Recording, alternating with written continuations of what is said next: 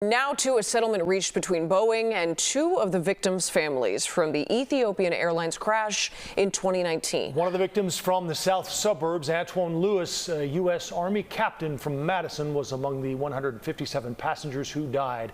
Asal Rezai live for us now in the newsroom. And Asal, you spoke with Lewis's wife this afternoon.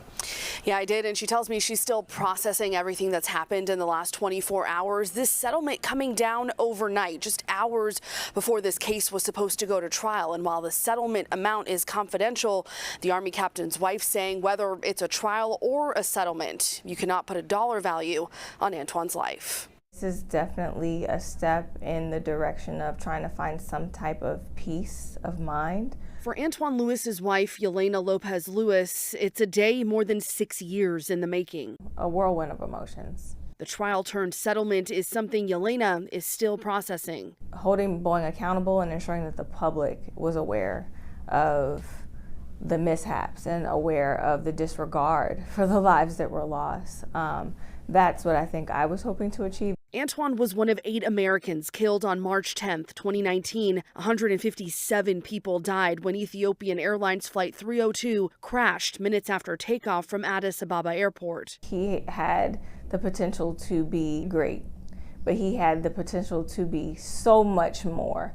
Lewis was on military leave, taking a trip to Africa, looking into a business that could help with supply chain failures. Next month would be his 46th birthday. The world was robbed of an opportunity to see who that person was, which is extremely unfair. While taking on one of the biggest corporations in the world has its challenges, her attorney, Antonio Romanucci, says accountability has always been their focus. He's somebody that is given priority to when we board a plane.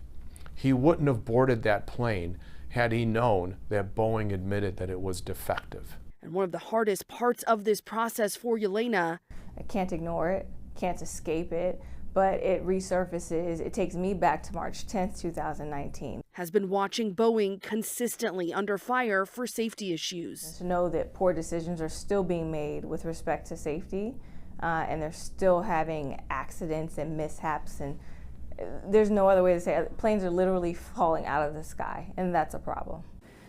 And while Antoine's family is getting a sense of closure today, the fight against Boeing continues for the remaining victims' families. There are more trials set for later this year. Live in the newsroom, I'm Asal Rezai, CBS News Chicago. Asal, thank you.